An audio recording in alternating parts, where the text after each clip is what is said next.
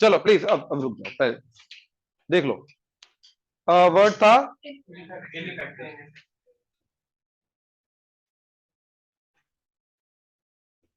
Ineffective. अब 4 letter word बनाना है ना? ठीक है, 4 लेटर वर्ड बनाना है, तो अब देखो, सबसे पहले काउंट करो कौन कितनी बार आ रहा है। आई,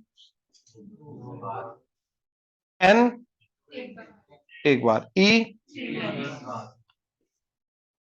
3 बार, एफ 2 बार, सी एक बार, टी एक बार, वी एक बार। ठीक है। अब यार देखो, कल जो तुम लोग इस क्वेश्चन में गलती कर रहे थे वो यही कर रहे थे कि तुमने क्या किया, सब में से 4 लेटर चूज कर लिए, लेकिन वो जो 4 चूज किए लेटर भैया तुम्हें पता नहीं उसके अंदर कौन कितनी बार रिपीट होके आ रहा है। तो डिवाइडेड बाय 4 फैक्टोरियल करूंगा, 3 करूंगा, 2 करूंगा, या 2 फैक्टोरियल करूंगा, वो पता ही नहीं है।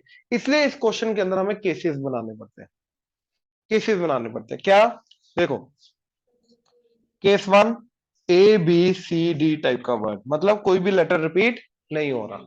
केस 2, AABC टाइप का वर्ड जिसके अंदर एक लेटर रिपीट हो रहा है, राइट? केस 3, AABB टाइप का वर्ड जिसके अंदर 2 रिपीटिशन वाले आ रहे हैं, 2 लेटर रिपीट कर रहे हैं, दोनों के दोनों रिपीट कर रहे हैं। केस 4, क्योंकि इसके अंदर ट्रिपलेट भी आ रहा है तो ये भी बन सकता है AAAB टाइप का। इसके अलावा कुछ और हो सकता है ना? तो ये चारों केसेस का हमें आइदर दिस और दिस और दिस और दिस। अब ये चारों अलग अलग केसेस क्यों बनाए हमने? ताकि भैया 4 लेटर ये जो चूज किए उसका रिपीटेड है ही नहीं, तो डिवाइडेड बाय कोई भी फैक्टोरियल नहीं आएगा। इसके अंदर डिवाइडेड बाय 2 फैक्टोरियल आएगा जब मैं इसकी अरेंजमेंट करूंगा। देखो कर क्या रहे हैं इनके अंदर, पहले हम चूज कर रहे हैं और वो चूज की गई चीजों को अरेंज कर रहे हैं। अब ये वाली चूज की गई चीजों का अरेंजमेंट अलग होगा, इन चूज की गई चीजों का अरेंजमेंट अलग होगा, इनका अलग होगा, इनका अलग होगा। ये समझ में आ रहा है? पक्का? राइट। तो देखो, सबसे पहले 4 डिफरेंट लेटर चूज करने हैं। अब ध्यान से देखो, आई एक बार तो है ही, एक बार तो चूज कर ही सकता हूं। ये सारे के सारे एक एक बार तो है ही है ना? तो कितने अलग अलग सिंगल सिंगल टाइम अवेलेबल है? 1 2 3 4 5 6 7। तो मैंने किया 7C4, पहले चूज कर लिया, राइट? तो सेलेक्ट, रुक दो, तो पहले सेलेक्ट करने के तरीके इनके देखने हैं, अरेंज करने के तरीके इसके बाद देखते हैं, वो तो क्लियर ही है। अच्छा अब ये, तो हमें एक पेयर चूज करना है। कितने पेयर अवेलेबल है हमारे पास? 3। 3 पेयर अवेलेबल। भैया जो 3 वाला है उसके अंदर से डबल ही तो चूज कर ही सकता हूं, हाँ या ना? तो कितने पेयर अवेलेबल है? 1 2 3। तो 3C1, पहले मैंने 3 पेयर में से एक पेयर चूज कर लिया, हाँ या ना? एक पेयर चूज कर लिया।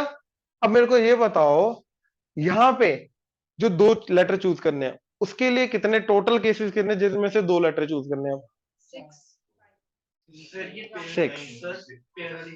कितने पेयर अवेलेबल है मेरे पास? जो पेयर अवेलेबल हैं जिनको यहां पे फिट करना है, कितने पेयर अवेलेबल है मेरे पास? 1 2 3। तो 3C1 मैंने 3 में से एक पेयर चूज कर लिया, यानी कि 2 लेटर्स चूज कर लिए। अब मान लो इन तीनों पेयर में से आई मैंने चूज किया, तो बाकी तो स्टिल इनका मैं ई एंड एफ तो एक सिंगल सिंगल इधर डाल ही सकता हूं ना, हाँ या ना? तो चाहे मैंने एक पेयर चूज कर लिया, बाकी पेयर्स का सिंगल सिंगल लेटर तो इधर डाल ही सकता हूं। तो यानी कि अब यहां पे 2 लेटर्स जो आएंगे ये कितने में से आएंगे? एक को छोड़ के बाकी सब में से 2 लेटर चूज करेंगे। कितने हैं? तो इधर आ जाएगा 6C2। तो मैंने टोटल 4 लेटर चूज कर लिए, एक पेयर 2 लेटर। कोई डाउट आ रहा था? क्लियर हुआ? हाँ जी। ई, पहली बात तो अगर मैंने ई का पेयर चूज किया, अब ई का तीसरा लेटर मैं इसके अंदर ये नहीं लेके जाऊंगा, अब बाकी लेके जाऊंगा 1 2 3 4 5 6, उनमें से 2 लेटर चूज करूंगा। ये समझ में आया? राइट। बेसिकली जो पेयर मैं इधर यूज कर रहा हूं उसको छोड़ के बाकी 6 इधर यूज करूंगा, उनमें से 2 चूज कर रहा हूं। ये क्लियर है? श्योर? अगला, 2 पेयर चूज करने हैं। कितने पेयर थे? 3। तो 3 में से कोई भी 2 पेयर चूज कर लो, राइट? अब ट्रिपलेट चूज करना है। कितने ट्रिपलेट है? एक ही है, तो 1C1। एक ट्रिपलेट चूज कर लिया, बाकी कितने लेटर है? 6। 6 में से कोई भी एक चूज कर लो, तो 6C1। तो ये हो गया सिलेक्शन। ये क्लियर है? अब सिलेक्ट की गई चीजों को अरेंज करना। तो थर्ड वाला केस, दो तीन पेयर है ना, एक दो तीन, तीन में से कोई भी दो पेयर चूज कर लिए, पहला पेयर दूसरा पेयर, राइट। अब इनको करना है अरेंज, तो पहले को अरेंज करने का तरीका 4 फैक्टोरियल, इसको अरेंज करने का तरीका 4 फैक्टोरियल बाय, इसको 4 फैक्टोरियल बाय 2 फैक्टोरियल, 2 फैक्टोरियल, इसको 4 फैक्टोरियल बाय, अब this into this, this into this, this into this, this into this, और सबको ऐड कर दो, डन। ये क्लियर है? हाँ जी।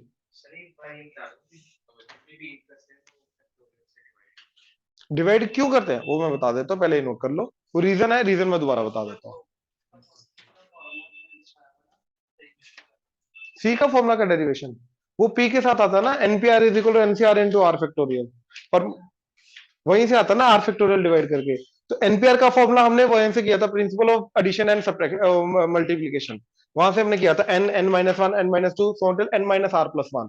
फिर हमने R minus N minus R, N minus R, N minus R minus one से 3 to 1 से मल्टीप्लाई करते करते ऊपर एन फैक्टोरियल बन गया, तो नीचे एन माइनस आर का फैक्टोरियल, तो एनपीआर तो आ गया N factorial by N minus R factorial. अब इसी को आर फैक्टोरियल से डिवाइड करते थे, क्यों? क्योंकि परमुटेशन क्या होता है, सिलेक्शन एंड देन अरेंजमेंट। तो जो सिलेक्शन वाली चीज होगी वो क्या होगी, परमुटेशन डिवाइडेड बाय अरेंजमेंट, तो NPR divided by R factorial, that is NCR. ठीक है ना, ये नोट कर लो। आरडी वाले क्वेश्चन की मैं प्रैक्टिस करा रहा हूं, कौन सा वर्ड है? मुरादाबाद। एक है एग्जामिनेशन, एग्जामिनेशन वाला करो, या फिर एक काम करो, मिसिसिपी करो।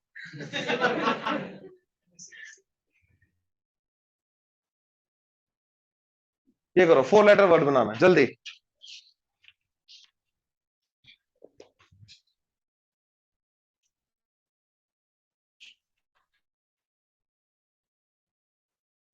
क्या बनेगा इसका? एम एक बार, आई 4 बार, एस 4 बार, पी 2 बार। तो case one A B C D type का, और 4 ही है, तो 4C4,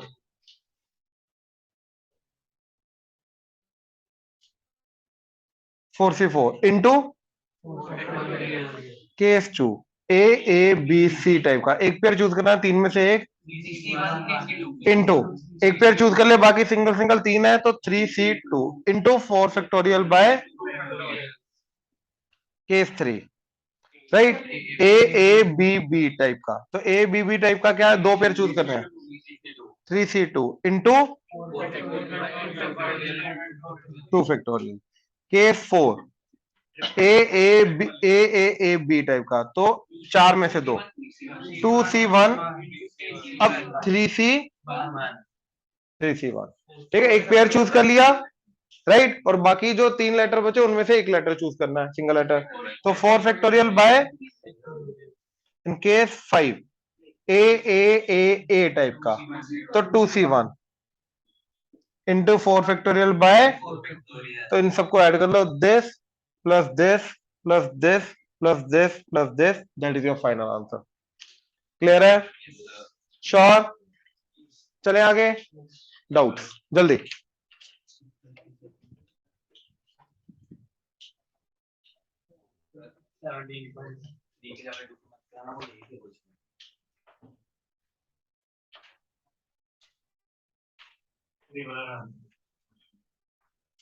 नहीं हुआ तेरे से? नहीं सर, वो लास्ट में फैक्टोरियल, जो जितनी बार रिपीट करो उतने फैक्टोरियल से, जो सिलेक्शन करे उसके अकॉर्डिंग आएगा जी। सर इस क्वेश्चन के अंदर तो केस 2 है, तो सर 3C1 सर 3C2 भाई एक पेयर चूज कर लिया ना, 2 लेटर भी तो चूज करने हैं। अब मान ले ये पेयर चूज किया, तो बाकी तो 3 लेटर है ना, तो 3 में से 2 लेटर चूज करेगा उसके, राइट। अब बोलो जरा डाउट्स। पॉइंट 17.2 के भी है ना अभी? हो गए सारे? है तो बोल दो 17.2 बोलो, 17.2 बोलो, 32 पैरेललोग्राम वाला।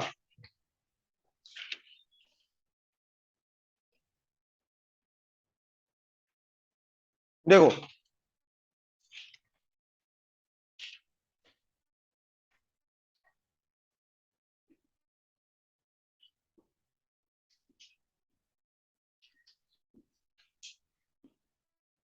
मान लो ऐसे एम लाइन था, ठीक है, अज्यूम करो ऐसे एम लाइन था, एंड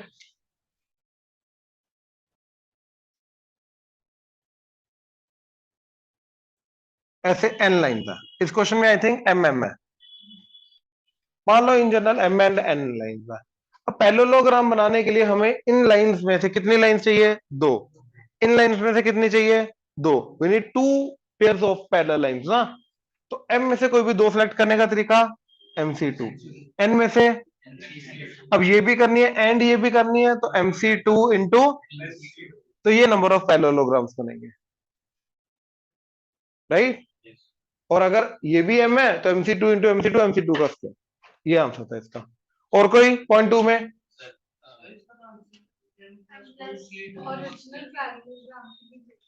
एक सेकंड, मैं लेके जा रहा हूं क्वेश्चन, देखो मैं क्या लेके जा रहा हूं, ये m लाइन है। उसने क्वेश्चन में क्या बोला है कि एक पैरेललोग्राम है,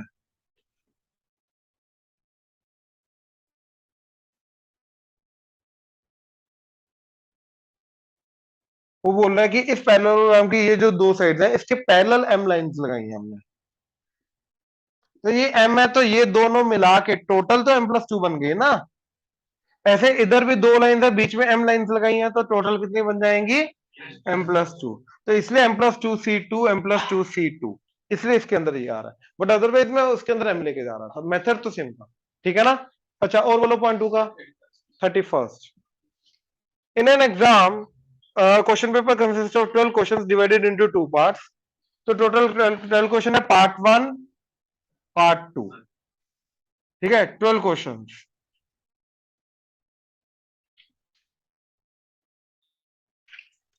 part 1 and part 2 consisting of 5 and 7 questions. इसके अंदर 5 है, इसके अंदर 7 क्वेश्चंस है। A student is required to attempt 8 questions in all, selecting at least 3 from each part. तो इसमें से भी greater than equal to 3, greater than equal to 3 होने चाहिए, right? In how many ways this can be done? ठीक है, कितने तरीकों से वो अटेम्प्ट कर सकता है? ओके,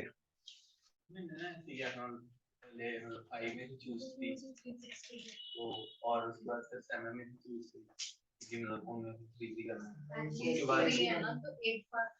उसके बाद उसकी गलती मैं ढूंढ रहा हूँ। उसके बाद सर मतलब टोटल अगर क्वेश्चन दे तो 6 बचेंगे और उसके बाद टोटल उसने करने हैं, टोटल 8 करने हैं ना अटेम्प्ट।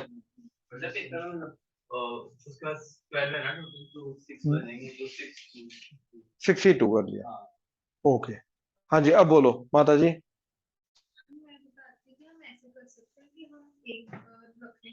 पार्ट 1 हम देख लें कि उसमें 3 एटलीस्ट करें, तो 3 फिर 4 करेगा तो पार्ट 2 के कितने 5 करेगा। यही करना। एक्चुअल आंसर इसका क्या है कि देखो, अगर इसके 3 करेगा तो इसके 5 करेगा, इसके 4 करेगा तो इसके 4 करेगा, इसके 5 करेगा तो इसके 3 करेगा। केस 1, अब ये इसका क्या जाएगा आंसर?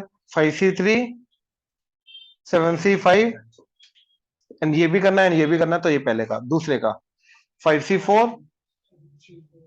7C4, right. इसका 5C5 7C3, this नहीं, राइट। नहीं, दूसरा मेथड जो आपने बोला वो क्यों गलत है, वो मैं रीजन दे रहा हूं।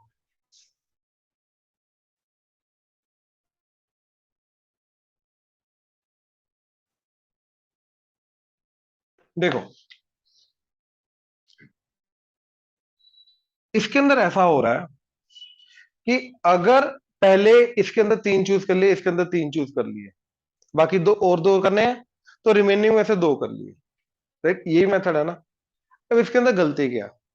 गलती भाई ये है कि मान लो पेपर 1 के अंदर जब हमने चूज किए 3, वो आगे क्वेश्चन 1 मतलब ऐसा 1 2 3 पार्ट 1 के अंदर। पार्ट 2 के अंदर हमने जो चूज किए वो किया हमने, लेट से इसके अंदर कितने 5 क्वेश्चन ना, तो 1 to 5, इसके अंदर आ जाएंगे 6 to 12। इसके अंदर मान लो 6 7 8 के चूज, राइट, ये कर लिए। उसके बाद जो रिमेनिंग 6 थे उसके अंदर से 2 चूज किए रेंडमली हमने, मान लो वो चूज करके आ गए 4 and 5। तो टोटल अपने क्वेश्चन हो गए जिसके अंदर से कम 3 क्वेश्चन हो गए, एंड टोटल 8 क्वेश्चन हो गए। क्लियर है? अब ये केस 1। अब अगेन केस 2 देखो, हो सकता है जो हमने पहले 3 चूज किए पार्ट 1 से, वो थे हमारे 1 4 एंड 5, एंड पार्ट 2 से जो चूज किए वो 6 7 एंड 8 है। ये क्लियर है, राइट? अब जो 2 क्वेश्चन चूज किए बाद में, वो हो सकता है 2 एंड 3 है। अब हमारा वाला जो मेथड है जो आपने अभी बताया, उसके अंदर ये दोनों केसेस डिफरेंट काउंट होंगे, लेकिन है ये क्वेश्चन मेथड सेम। इसके अंदर रिपीट होने शुरू हो जाएंगे, तो आपके वाले का आंसर एक्चुअली में बहुत ज्यादा है, क्योंकि इसके अंदर रिपीट रेपिटेशन हो रही है। ये समझ आया, राइट? तो इसके अंदर इसके लिए ये चीज नहीं कर सकते। तो एटलीस्ट वाले के अंदर ये चीज ना हमेशा याद रख लो, क्या? एटलीस्ट वाले के केस को हमेशा हमें एग्जैक्टली में कन्वर्ट करना है। क्या? एटलीस्ट 3 था ना, तो एग्जैक्टली 3 5, एग्जैक्टली 4 4, एग्जैक्टली 5 3, एग्जैक्टली में कन्वर्ट। एटमोस्ट वाले को भी एग्जैक्टली में कन्वर्ट करते हैं, कभी भी ये वाली चीज नहीं करते, कभी भी नहीं करते। क्लियर हुआ?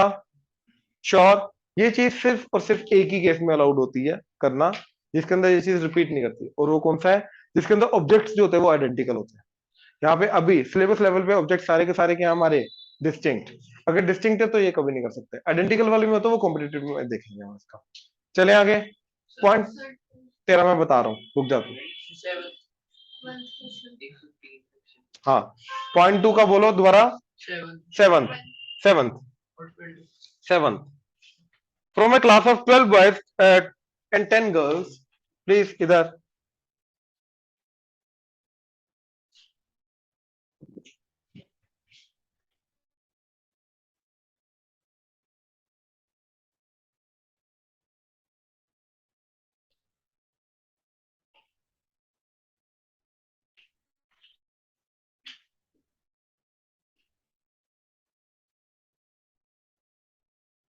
टेन को चूज करना, एटलीस्ट 4 बॉयज 4 गर्ल्स, तो इधर 4 4। 2 girls who won the prize last year should be included. In how many ways this selection can be made? ठीक है, अब 2 पर्टिकुलर गर्ल्स है जिनको चूज करने करना, तो 2 तो ऑलरेडी सिलेक्ट हो गई, बाकी कम से कम 2 और गर्ल्स को सिलेक्ट करना है, कितने में से? 8 में से, राइट? तो क्या केस आएगा, ध्यान से देखो जरा। 4, ठीक है, एंड इधर टोटल 6 करने हैं ना, तो 4 इधर, तभी जा, क्योंकि 2 तो ऑलरेडी सिलेक्टेड है, टोटल जाके 6 गर्ल्स हो जाएंगी और 4 बॉयज हो जाएंगे, राइट? 6 गर्ल्स 4 बॉयज हो जाएंगे ना। ये आ गया केस 1। Case 2 5 3, case 3 6 2। अब दोनों के दोनों जो है कम से कम कितने करने हैं? दोनों कम से कम 4 होने चाहिए। अब ध्यान से देखो, ये 4 हो गए, 5 हो गए, 6 हो गए। अब इसका अगला केस अगर मैं ये लेके जाऊंगा 7 एंड 1, अब इसके अंदर गर्ल्स कितने हो जाएंगे? 3। ये नहीं करना, तो ये 3 केसेस आंसर है, आइदर दिस और दिस। और इसके लिए क्या आंसर आएगा? 12c4 into 8c4, 12c5 8c3, 12c6 8c2, done. Either this और दिस, तो ऐड कर दो, डन। क्लियर है? श्योर? 7th का अगला कौन सा है? 12th। In an examination, a student has to answer 4 questions out of 5, तो टोटल 5 है और उसको 4 आंसर करने हैं। Question 1 and 2 are however compulsory, तो पहला एंड दूसरा तो करना ही करना है, तो 4 में से 2 तो उसने अटेम्प्ट कर लिए, बाकी जो 3 बचे उसमें से 2 करने हैं, तो 3c2, बाकी 3 में से 2 करने हैं उसको, बिल्कुल, और क्या था? ठीक है, अगला 21st। Find the number of diagonals and triangles formed in A decagon. Decagon कितना होता है? 10 साइड्स वाला।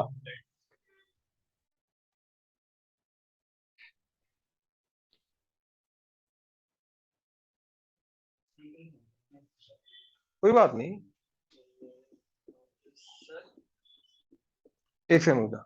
डेकागन के अंदर नंबर ऑफ ट्राइंगल्स के लिए क्या करेंगे हम? 10 साइड्स हैं, 10 वर्टिसेस हैं, तो 10c3, 10 में से कोई भी 3 चूज कर लो, ठीक है। अगला नंबर ऑफ डायगोनल्स, डायगोनल्स के तो आई थिंक हमने फॉर्मूला किया था nc2 माइनस n, तो 10c2 माइनस 10, ये हमारा टोटल नंबर ऑफ डायगोनल्स हो जाएगा। हाँ जी, अब बोलो। सर वो पूछना था कि जब हम ट्रायंगल्स का केस लेकर जाते हैं किसी भी पॉलीगन के अंदर, तो सर जो हम साइड के साथ दो वर्टिसेस और मतलब दो साइड्स को लेकर दोनों साइड एक पॉइंट पर वर्टिस बना रहे हैं, वो वाला भी include होता है उसमें? हाँ हाँ बिल्कुल, ये वाला की बात कर रहा है ना। Yes. हाँ बिल्कुल होता है। नहीं मतलब वो साइड को इंक्लूड कर। It does not matter, 3 vertices तो चूज कर रहा है ना, तो इन 10 में से तो होगा होगा। ठीक है, अगला। Number of side, number of diagonals. अगला नहीं, इसका कोई है? पॉइंट 3 पे आ जाओ।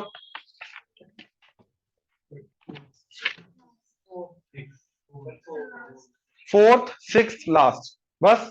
पहले फोर्थ देखो, पहले फोर्थ देखो। Find the number of permutations of n distinct things taken R together in which 3 particular things must occur together.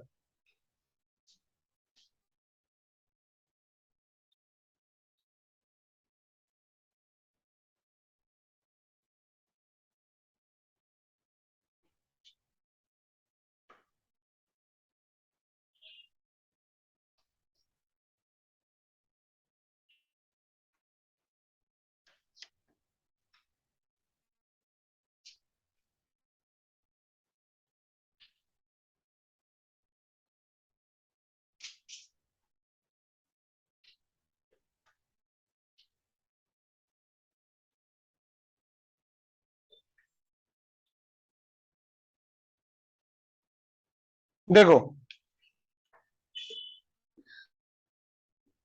In n में से 3 पर्टिकुलर चीजें हैं।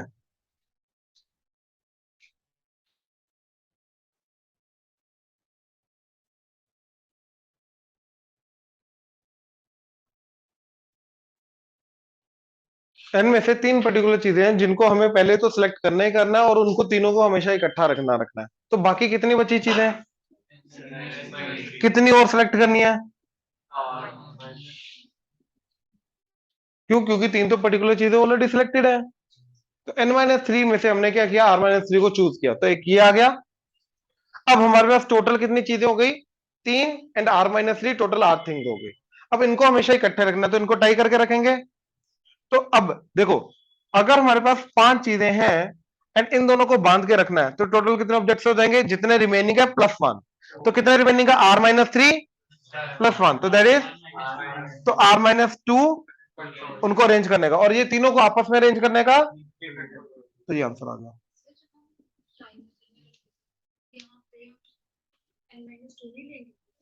यहाँ पे क्यों?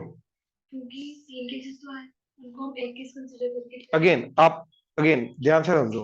अब पहली बात तो ये सोचो कि ये कर क्या रहे हो, किसको चूज कर रहे हो?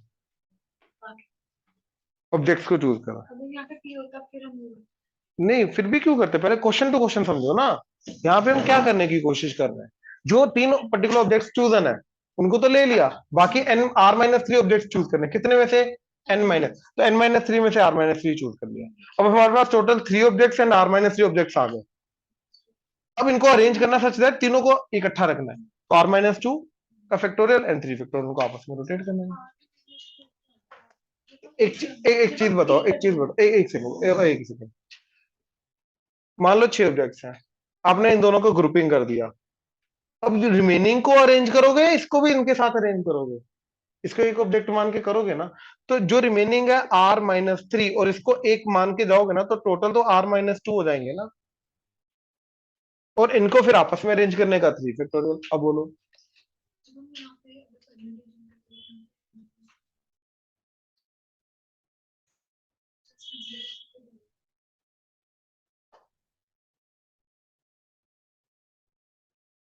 कहाँ पे? हाँ, क्यों परमुटेशन करना क्यों है वहां पे? नहीं नहीं, इस केस में तो परमुटेशन कर नहीं सकते ना हम, इस केस में तो पी नहीं लग सकता ना। लेकिन वो सबकी परमुटेशन नहीं हो रही है, जो सिलेक्टेड है उनकी परमुटेशन नहीं हो रही है, ये समझो। जो कुछ पर्टिकुलर जो ऑलरेडी सिलेक्टेड है और जो हमने सिलेक्ट किया उनका आपस में परमुटेशन करना है।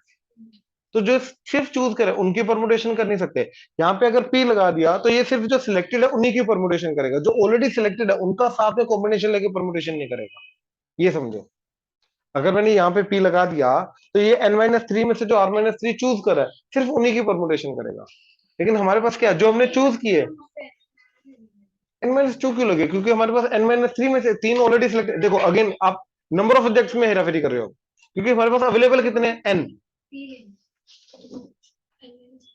क्यों n-2 क्यों लोगे, अगेन हमारे पास अवेलेबल ऑब्जेक्ट्स कितने हैं, n। उनमें से 3 तो ऑलरेडी आ गए, तो n-3 में से ही अगले r-3 लेने हैं, तो n-2 क्यों लोगे आप वहां पे, फिर n-2 तो है ही नहीं। आप जबरदस्ती पी लाने के लिए, अब जबरदस्ती पी लाने के लिए आप n-2 कर, लेकिन n-2 तो गलत हो जाएगा। इसका मतलब यह है कि इसको आप पी के हिसाब से नहीं कर सकते, नहीं कर सकते। कौन सा क्वेश्चन, तो 6 पे आ रहा हूं, ये क्लियर है, इसमें पी नहीं कर सकते, ये क्लियर हुआ। 6 में देखो क्या बोल रहा है, find the number of permutations of n different things taken r at a time such that two specified things occur together।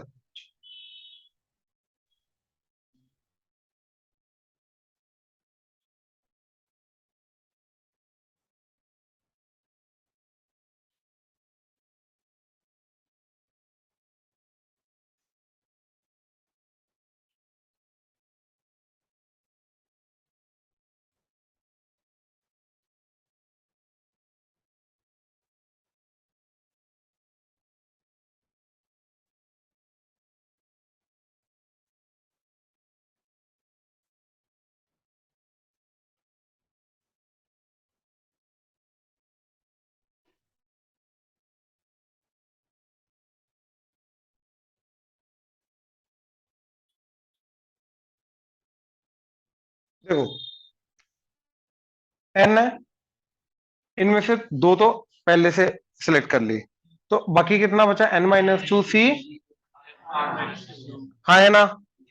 अब हमारे पास r-2 ऑब्जेक्ट्स हैं एंड एक 2 ऑब्जेक्ट्स हैं जिनको हमेशा हमें इकट्ठा रखना है, तो टोटल ऑब्जेक्ट्स कितने हो गए, इनको एक मान के जाएंगे, तो r-1, और इनको दो को आपस में अरेंज करने का तरीका, आंसर ये है। अब आप बोलो इसको पी की फॉर्म में लिख रखा है, तो पी के में अंदर कन्वर्ट कर लेते हैं। तो देखो एनसीआर, याद करो इधर, एनपीआर इज एनसीआर इंटू, तो इसको मैं डिवाइडेड बाय आर फैक्टोरियल लिख सकता हूं, तो ये चीज क्या चली जाएगी मेरी, n-2 p r-2 divided by r-2 का फैक्टोरियल, r-1 का factorial into 2 factorial, that is 2। अब r-1 का फैक्टोरियल में से r-1 बाहर लिया तो क्या बचेगा, r-, वो इसके साथ कटेगा, तो n-2 p r-2 into r-1 into 2। Answer C में ही आया है, उसको पी में कन्वर्ट किया, ऐसा नहीं कि पी से ही निकाला उसने, सोच अलग चली गई। अब यहाँ पे ना पी में आंसर देखो तो पी की फॉर्म में निकालने की कोशिश की। 9th एंड 11th,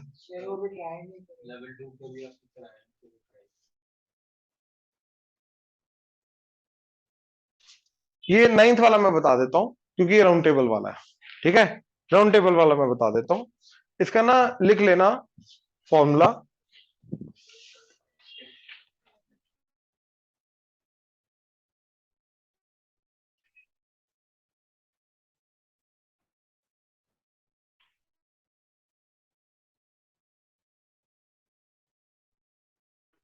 ठीक है, प्लीज इधर, इसको बोलते हैं सर्कुलर परमुटेशन, ठीक है। ये टॉपिक लिखवा ही देता हूं, लिखो सर्कुलर परमुटेशन।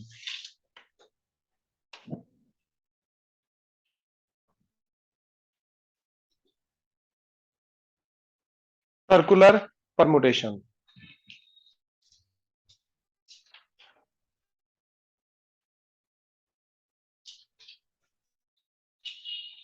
ये क्या चीज है कि हमारे पास लेट से ऑब्जेक्ट्स हैं 3 4 5 कुछ भी, एन ऑब्जेक्ट्स हैं, आर ऑब्जेक्ट्स हैं, कुछ भी, उनको एक सर्कल के राउंड बिठाना है, राइट। जैसे गेस्ट्स आए हैं उनको राउंड टेबल के राउंड बिठाना है, तो कितने तरीकों से बिठाया जा सकता है, सर्कल के राउंड हमें अरेंज करना है तो कितने तरीकों से अरेंज किया जा सकता है, तो नंबर ऑफ वेज इज, अगर एन ऑब्जेक्ट्स है हमारे पास,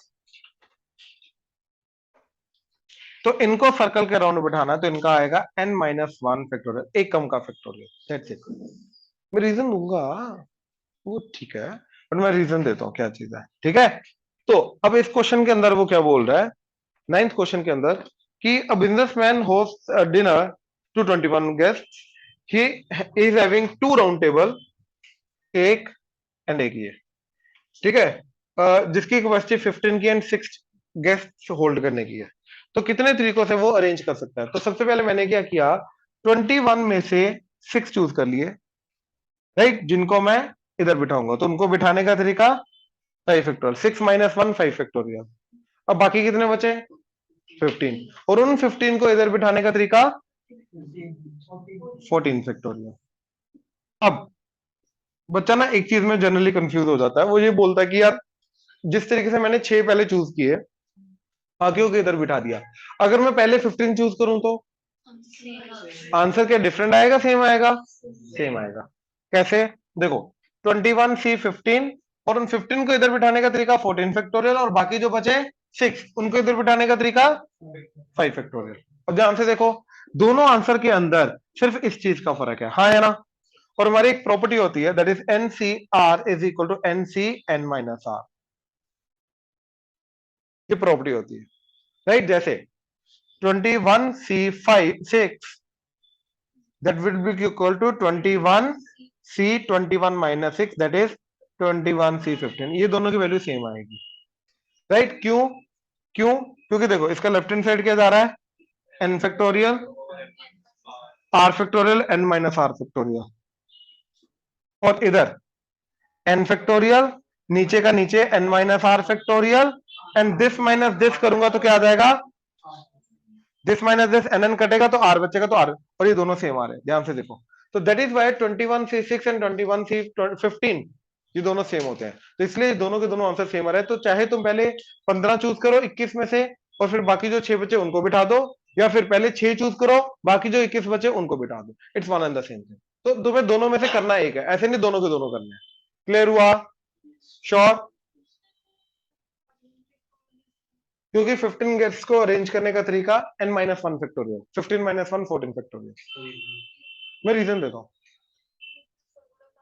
सिर्फ सर्कुलर में, क्योंकि दोनों के दोनों राउंड टेबल था हमारे पास। क्लियर है? श्योर? चले, अब सर्कुलर प्रोपोर्शन का रीजन क्या है n-1 फैक्टोरियल का, मैं वो देता हूं। चले, ये हटाऊं? चलो,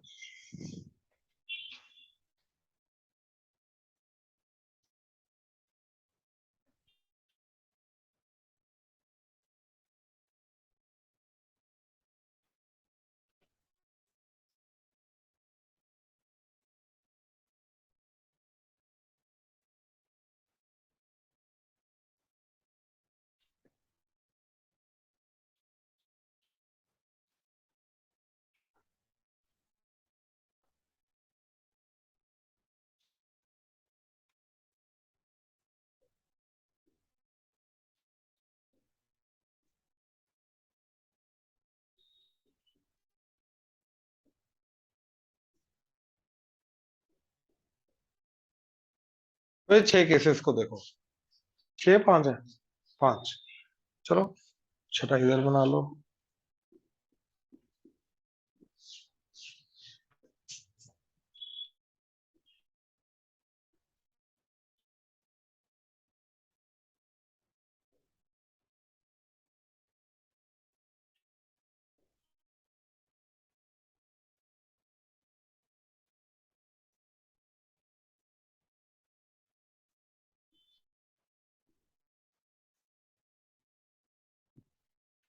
ठीक है, ये 6 केसेस को ध्यान से देखो। इसके अंदर क्या हुआ, ए के ऑपोजिट सी आ रहा है, तो इधर बी डी, ए के ऑपोजिट सी आ रहा है तो डी बी, इनके आपस में चेंज किया।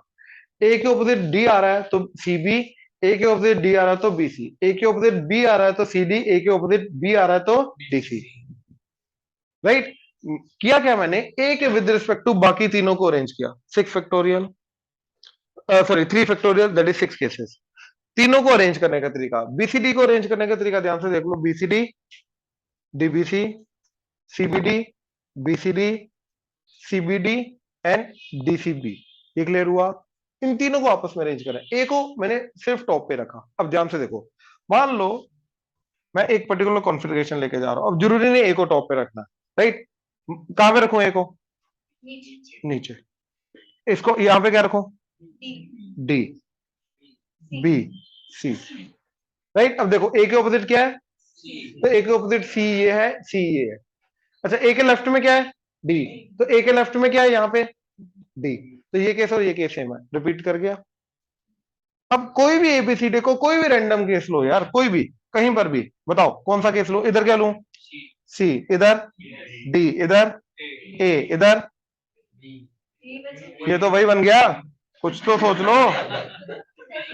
इधर इधर ए,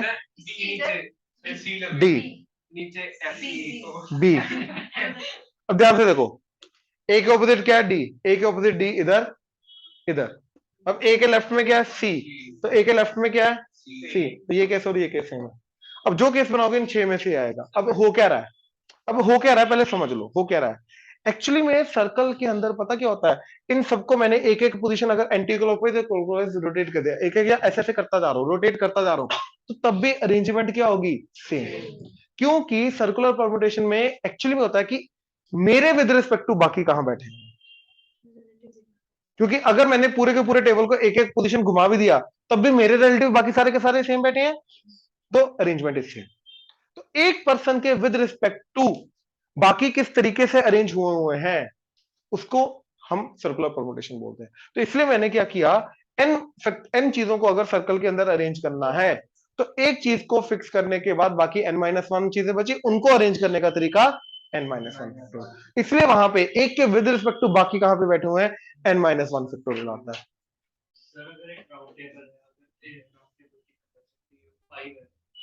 पर्सन एक ही पर्सन है, रेंज तो एक ही कर रहा है ना, कैपेसिटी को छोड़।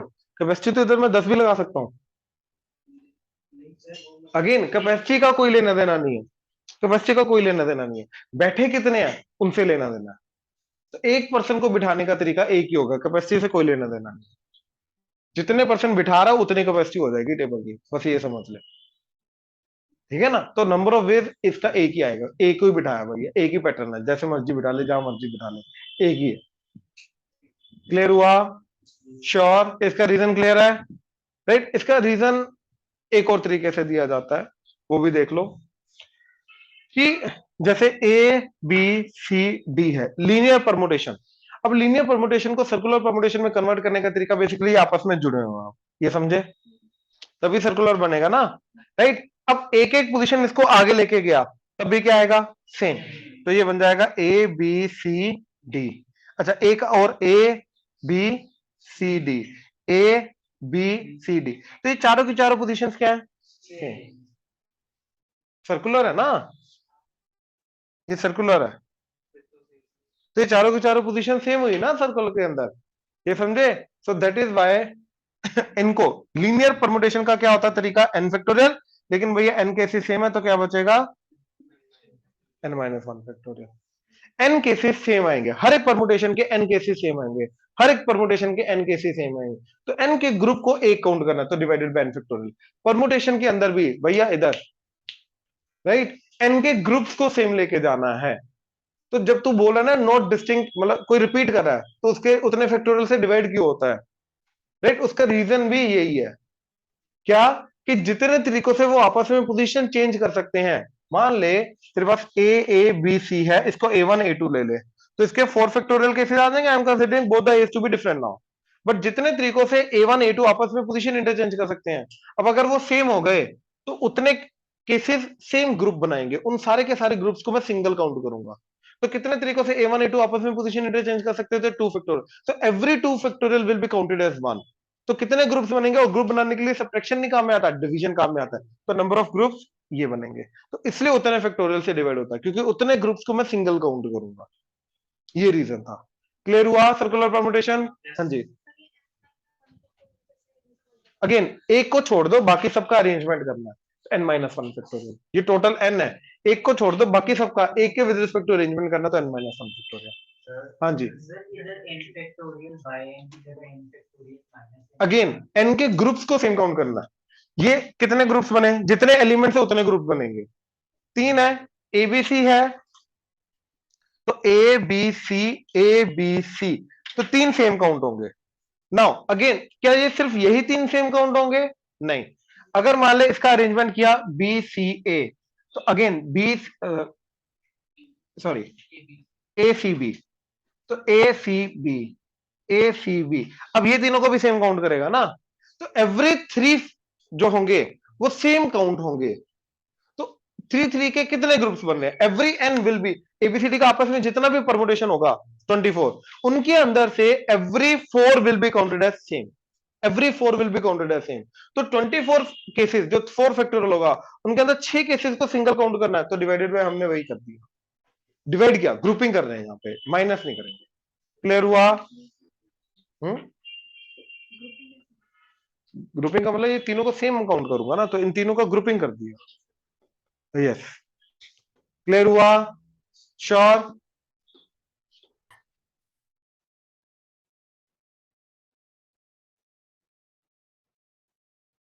तो 11th क्वेश्चन में भैया चल रही है टी पार्टी। कितने लोग हैं? 16 लोग चाय पीने वाले।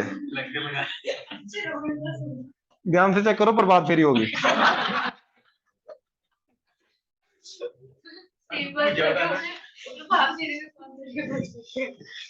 अच्छा,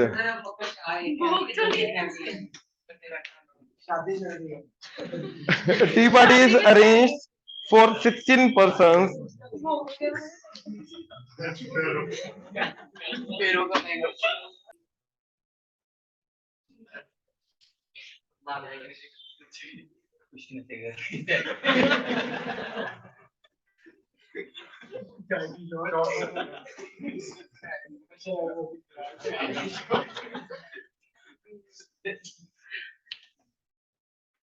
A tea party is arranged for 16 persons along two sides of a long table with 8 chairs on each side. क्या बात है?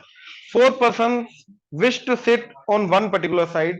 तो 4 इसमें से पर्टिकुलर बोल रहे हैं कि हम इधर ही बैठेंगे भैया, जो उखाड़ना उखाड़ लो। And 2 on the other side, 2 बोल रहे हैं हम इधर ही बैठेंगे भैया, जो उखाड़ना उखाड़ लो। Nice, nice.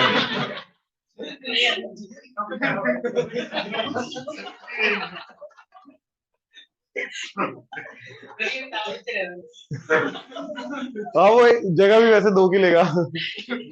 ठीक है, तो चलो आ जाओ प्लीज, आ जाओ, एनफ। तो 4 बोल रहे हैं हम भैया इधर ही बैठेंगे, 2 बोल रहे हैं हम इधर ही बैठेंगे। ठीक है, तो अब देखो इस साइड के लिए हमें और कितने सेलेक्ट करने हैं? देखो 6 तो चले गए, बाकी बचे 10। 10 में से 4 इधर बिठाने हैं, 6 इधर बिठाने हैं। तो पहले मैंने 10 में से चूज किए 4 जिनको इधर बिठाना है, एंड बाकी 6 जो बचे उनमें से 6 के 6 चूज करके इधर बिठा दिया। 66 क्या होता है 1, उसको चूज करने की जरूरत नहीं है। अब देखो इधर 8 आ गए, अब इन 8 को अरेंज करने का तरीका, उन्होंने ये नहीं बोला हम इकट्ठे बैठेंगे, उन्होंने बोला हम बैठेंगे इधर ही। अब इधर भी टोटल 8 आ गए, तो ये आंसर। यस, इस साइड में, एरिया नहीं साइड बेटा, साइड, साइड, साइड में बैठना, एरिया नहीं। ठीक है, क्वेश्चन है कि let say we have n sided polygon, n sided regular polygon. ठीक है, एंड हमें नंबर ऑफ ट्राइंगल्स देखने कितने बन रहे हैं। ठीक है, number of triangles such that first part,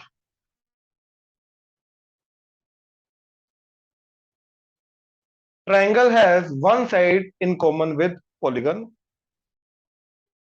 one side in common with polygon. Second, two sides common with polygon, two sides common with polygon. Third part, no side common with polygon.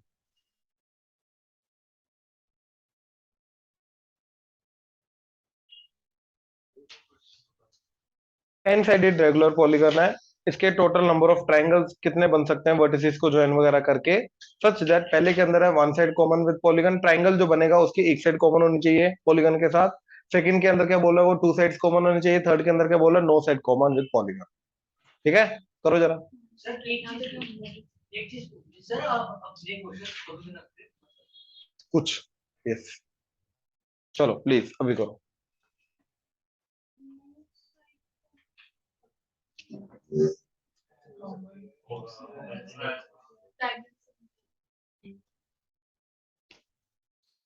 Right, एक side वाला ये, दो side वाला, right, तो तीनों possible. Count करो N side के लिए।